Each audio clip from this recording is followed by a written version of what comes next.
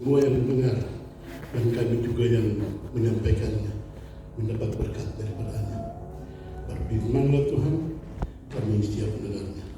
Haleluya. Amin.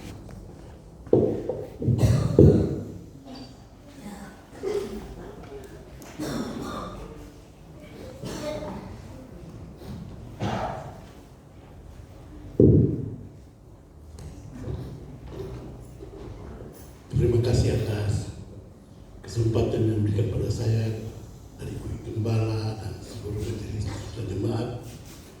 Baiklah, pada malam hari ini kita akan sama-sama belajar dari apa yang tertera dalam kitab suci. Sekarang kita buka kitab Yunus. Kitab Yunus pasal 2.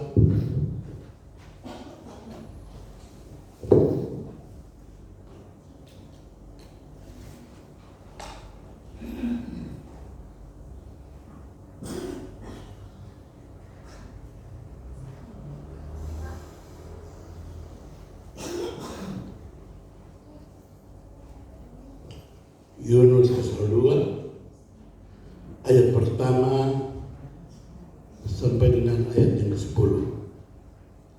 Kalau saudara semua, saya undang untuk menghormati firman Tuhan. Kita berdiri dan kita baca dengan suara yang agak keras.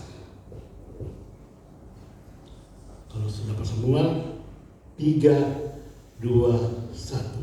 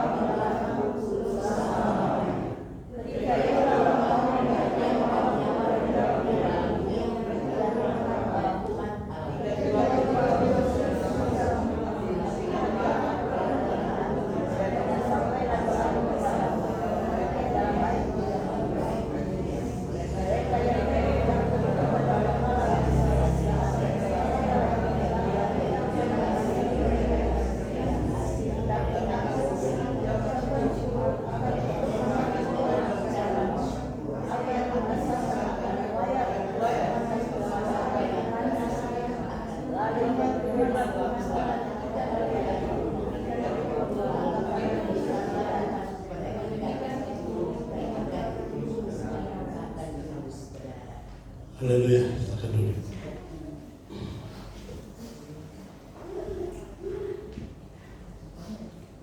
Kalau kami perhatikan, saya perhatikan Nabi Yunus itu, mungkin di antara nabi-nabi yang ada, Yunus ini boleh dikatakan nabi yang kurang baik. Karena kalau nabi diperintahkan Tuhan untuk ke timur atau ke barat, mereka lakukan. Tapi lihat Yunus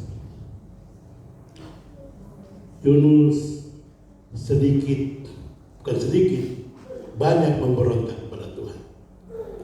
Dan kisah ini adalah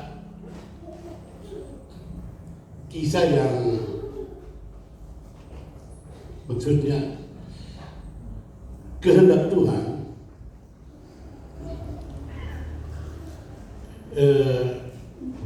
diperhadapkan dengan kebebasan yang Tuhan berikan kepada manusia.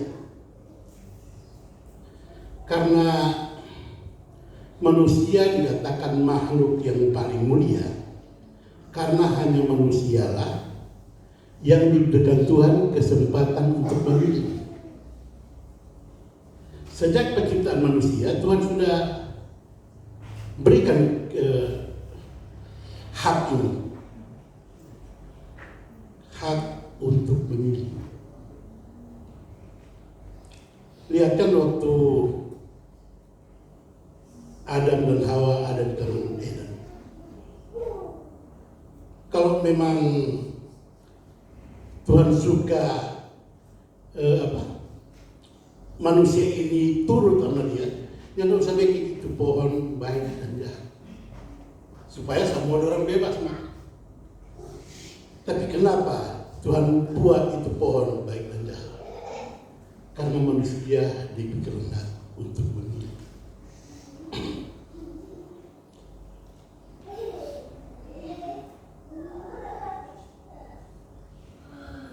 Yunus telah dipersiapkan Tuhan untuk melayani dia, untuk melakukan kehendak Tuhan. Tetapi kenapa Yunus memberontak? Karena ini Yunus mempunyai hak untuk itu, dan Tuhan tidak menyesal memberikan hak ini untuk manusia.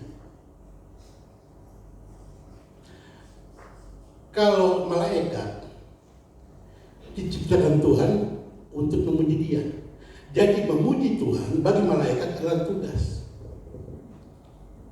Tapi manusia, dari kebebasan yang Tuhan berikan, dan kita memilih untuk memuji dan menyembah Tuhan secara sadar. Dan di antara apa yang harus kita perbuat dan kita abaikan itu, dan kita hanya memilih untuk memuji, menyembah Tuhan dan melakukan kehendak. Itu harganya sangat mahal. Itu dahsyat di hadapan Tuhan. Kalau malaikat memang memberi tugas, jadi memuji itu tugas. Tapi kita memilih untuk memuji dan memuliakan nama Tuhan, itu harganya sangat mahal. Tahu harga manusia yang memilih untuk memuji dan menyembah dan melakukan kehendak Tuhan berapa? Harganya adalah harga dari darah Tuhan yang mahal. Harganya adalah dari harga tubuh Yesus Kristus yang mahal. Itu harga kita. Jadi betapa dahsyatnya kita ini.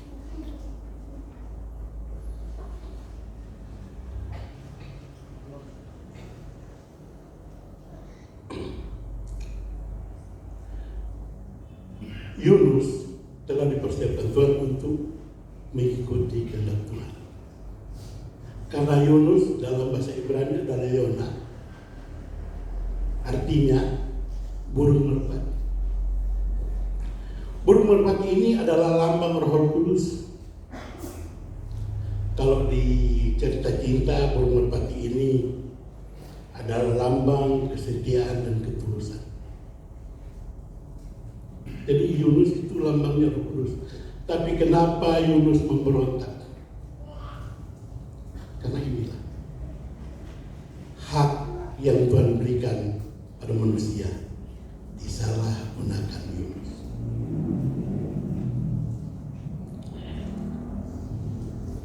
Dan kita sebagai anak Tuhan yang telah diurapi Tuhan, yang telah dipersiapkan Tuhan untuk masuk bersama dengan Dia di kerajaan surga, kita berdampak.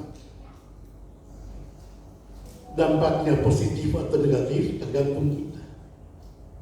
Lihat Yunus, setelah dia lari dari apa yang Tuhan perintahkan ke Niniwe, tapi dia menyeberang ke Tarsis, apa yang terjadi pada kapal yang dia tumpangi? Kapal itu dilanda ombak yang begitu besar, sehingga semua muatan dalam kapal itu dibuang untuk meringankan kapal itu. Tapi apakah itu berhasil? Tidak. Kapal itu dihantam ombak dan hampir pecah. Dan mereka mencari apa penyebabnya. Setelah diteliti, ada satu penumpang yang tidak ada ini. Mana dia? Ternyata Yunus tertidur di bawah kapal. Dan dia dipanggil. Jadi lihat saudara, apa dampak kita pada orang lain?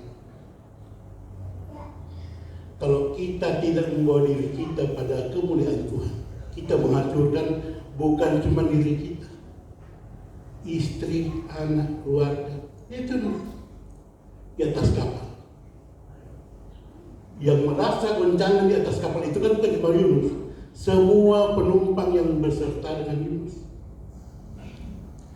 Jadi kita harus hati-hati membawa diri kita, karena kita telah diurapi menjadi anak Tuhan. Kita berdampak, mau positif mau negatif, kita berdampak. Dengan kita mau pilih dampak yang apa.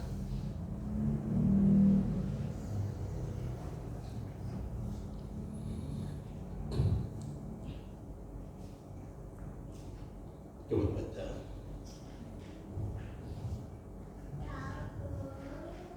Setelah diketahui bahwa penyebab dari gelombang yang dahsyat yang menerpa kapal itu adalah Yunus, akhirnya Yunus dibuang, dicampakkan ke laut. Mungkin Yunus pikir sudah mati kita. Sebenarnya apa? Dalam angin kencang begini, ombak itu enter dalam sekuci boleh melintas, enter di kapal boleh picat kapal, apalagi terjun bebas ke laut. Tapi kita baca Yunus 1 ayat 17. Kita ada membaca langganan. Yunus 1 ayat 17. Maka atas peneguhan Tuhan datanglah seekor ikan besar yang menelan Yunus, dan Yunus tinggal di dalam perut ikan itu 3 hari 3 malam lamanya. Haleluya. Setelah diketahui bahwa Yunus yang menjadi problem, yang menjadi akibat dari gelombang besar, Yunus dibuang ke laut, dan atas penentuan Tuhan datanglah seekor ikan besar yang menelan Yunus, dan Yunus tinggal di dalam perut ikan itu 3 hari 3 malam. Pertanyaan sekarang, apakah perut ikan adalah tempat tinggal kita? Apakah perut ikan tempat tinggal Yunus? Saya rasa tidak. Karena di dalam perut ikan bagaimana jadi berbau ini? Dalam perut ikan lebih tinggi lagi. Tapi ini akibatnya kalau kita melalaikan panggilan Tuhan. Inilah akibatnya kalau kita tidak melakukan kehendak Tuhan. Ada konsekuensi yang harus kita terima, dan Yunus menerima itu. Tinggal dalam perut ikan, karena ikan telah menelan Yunus. Mungkin kita ditelan oleh masalah, mungkin kita ditelan oleh pergumulan, mungkin kita ditelan oleh sakit penyakit. Tapi dalam perut ikan, Yunus belajar. Kalau kita baca Yunus pasal 2 ini, berdoalah Yunus kepada Tuhan Allahnya dari dalam perut ikan. Katanya, dalam kesusahanku aku berseru kepada Tuhan, dan Ia menjawab aku. Dari tengah-tengah dunia orang mati aku berteriak, dan Kau dengar suaraku. Yunus belajar bahwa ternyata saya sampai dalam perut ikan ini karena aku melarikan diri dari apa yang diingini Tuhan.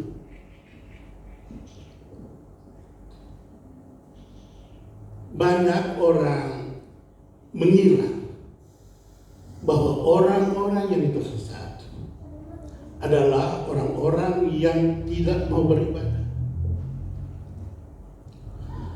Tapi tidak tahukah saudara bahwa banyak juga orang-orang yang tersesat di dalam gereja?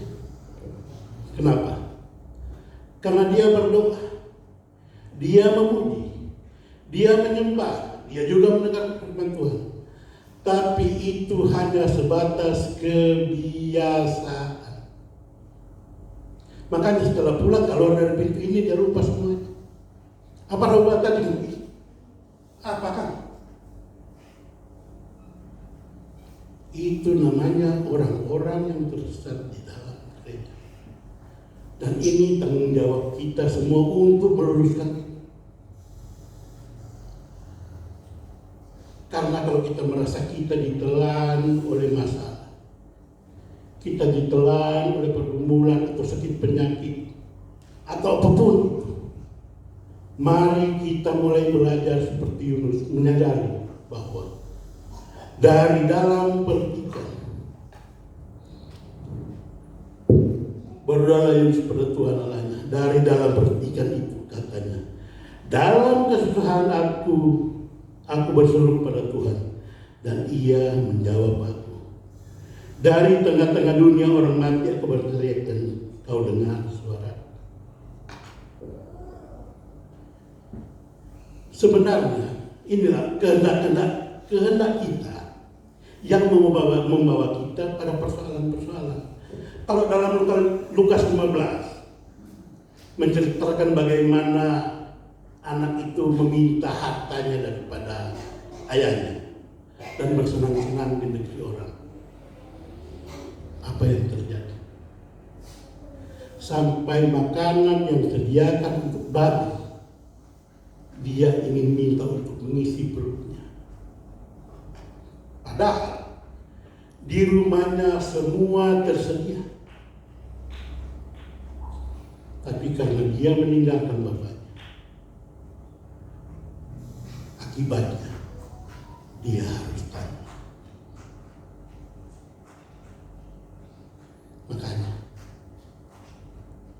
kalau firman Tuhan yang dibentangkan, kita harus perhatikan, kita harus meminta hikmat pada Tuhan agar Tuhan, apa yang kau sabdakan biarlah aku dapat mengerti, karena dengan mengerti ini kami dapat melakukannya dan melakukannya sesuai dengan kehendak Tuhan.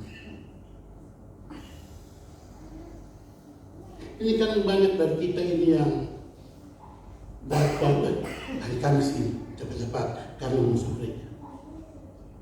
Tapi adakah kerinduan di hati kita untuk mendapatkan sesuatu dari dalam ibadah ini?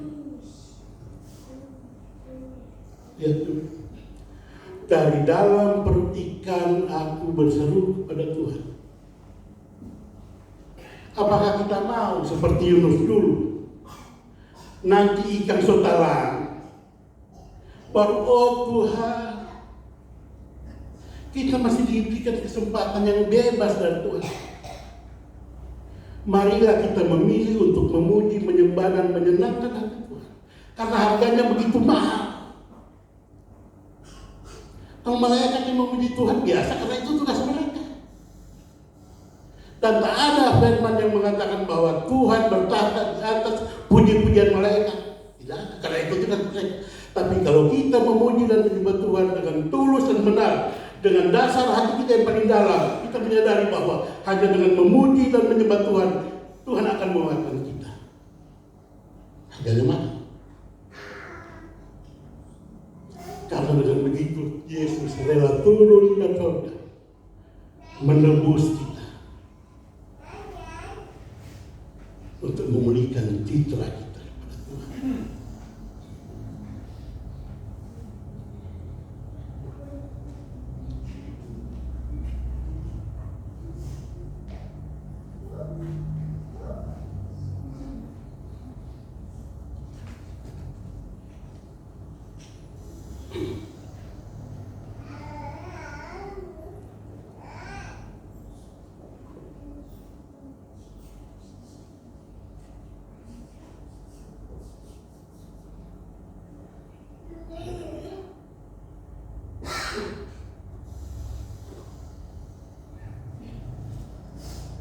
Ayat 3. Telah peleparan aku ke tempat yang dalam, ke pusat lautan, lalu aku terangkum oleh arus air, segala gelora dan gelombangmu melingkupi aku.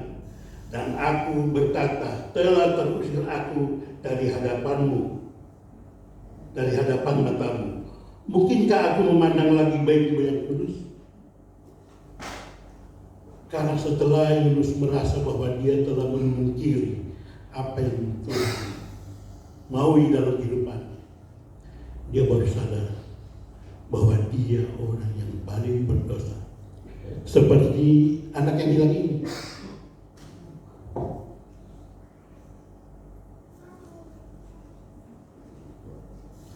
Dalam perjalanan pulangnya, dia berpikir, kalau kita sampai di rumah, kita mau bilang kepada kita Bapak, jangan lagi menganggap aku ini anakmu. Jadikanlah aku saja sebagai salah satu dari hambamu. Itu pikiran anaknya, sama dengan pikiran Yunus. Aku sudah terusir, tapi Tuhan begitu mencintai kita. Anaknya itu waktu dia pulang, bapaknya sedang di depan pintu dan melihat ke dalam. Jadi mungkin di lorong begini. Kenapa lihat anak menuju pada ke rumah? Apa yang dilakukan bapaknya? Dia turun dari rumah dan berlari menjemput anaknya. Betapa berharganya kita. Padahal anak itu sebab pikir dong, minta ampun Bapak. Dan memang karena kita warisan so kasih habis dan punya apa-apa, kita mau jadi kita Bapak hamba, budak. Karena kalau bandingkan kita ada kerja di sana, sampai kita mau makan itu makanan baru, mendapat kita Bapak sampai DP hamba-hamba juga terjamin. Mungkin kalau zaman sekarang DP hamba-hamba itu Bapak juga kasih masuk BPJS. Kalau sekarang. Tapi anak ini berpikir bahwa kita sudah hina, kita sudah berdosa, dan layak kita menjadi anak. Tapi bapaknya berlari menjemput dan menurut dia, memberikan jubah, cincin dan sepatu, dilengkapi anak ini, jadi kembali ke stratanya sebagai anak. Jadi kalau kita merasa bahwa kita masih dalam pendidikan, masih dalam tekanan belajar seperti itu, sadarilah bahwa selama ini kita yang orang bikin cuma seperti kebiasaan. Mari kita ambil hikmat dari apa yang kita akan lakukan, bahwa memuji Tuhan, menyembah Tuhan, mendengar firman-Nya benar-benar akan menguatkan kita, akan membimbing kita. Karena firman Tuhan hanya seperti pelita. Tahu pelita? Lilin jo sekarang ini. Lilin petaran, cuma seputaran ini. Kalau sentek apa sentek, sangat detik, tapi lilinnya enggak. Itulah firman. Untuk itu, setiap hari kita butuh firman, supaya langkah kita tetap diterangi. Tapi kalau cuma hari Kamis dengan hari Minggu kita dengar firman, hari Selasa dengan lain-lainnya ada, sepanjang masuk di lubang atau mendapat kesulitan Tuhan.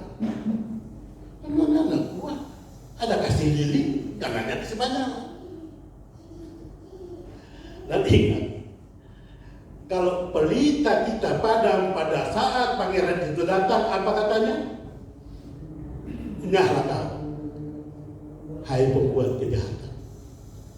Apakah anda rugi banyak ini pengamu? Hari Kamis itu orang boleh agak kaki menungkuk di muka, ada memati datang. Tapi nyata benarnya, karena cuma sebagai kebiasaan.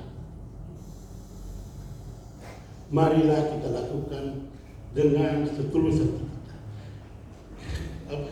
Kebebasan yang Tuhan berikan kita pakai untuk memuji dan menyembah Dia karena harganya sangat mahal.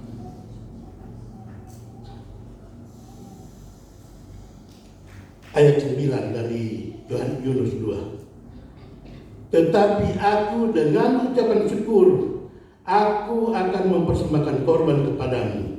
Apa yang kunasarkan akan kubayar. Keselamatan adalah dari Tuhan. Jadi setelah Yunus dalam perut ikan ini, di perut Tuhan, semua betul-betul ini, mau suruh apa juga kita bikin. Dan apa yang kita dah janji, kita mau bayar. Karena Yunus rasa di luar Tuhan begitu menderita. Kesenangan-kesenangan yang kita dapatkan saat ini, kalau di luar Tuhan itu semua nggak lama hilang. Tapi keselamatan yang dari Tuhan menuntun kita sampai ke surga. Dan penyertaan Tuhan tuntas. Kita baca ayat 10. Lalu berfirmanlah Tuhan kepada ikan itu, dan ikan itu pun memuntahkan Yunus ke darat. Ini lebih cerita ikan besar. Ikan besar kalau mau masuk di nyare, sebentar cukur-cukur lantaran kan selalu dekat karang. Tapi tidak. Dalam Alkitab ini Tuhan berfirman, ikan itu memuntahkan Yunus ke darat. Jadi Yunus juga sebenarnya tidak usah berjuang lagi membawa tobo, membawa apa, karena ikan memuntahkan pada dia di darat, selamat. Penyertaan Tuhan, pertolongan Tuhan sempurna. Kalau kita tetap berpegang pada Dia. Saat ini renungkan. Jangan orang menjalani hidup cuma sekedar rutinitas. Mungkin kalau kerja, kalau kegiatan apa-apa oke. Tapi untuk mengikut Tuhan harus dari dalam lubuk hati dan sadar bahwa yang kita lakukan hanya untuk menyenangkan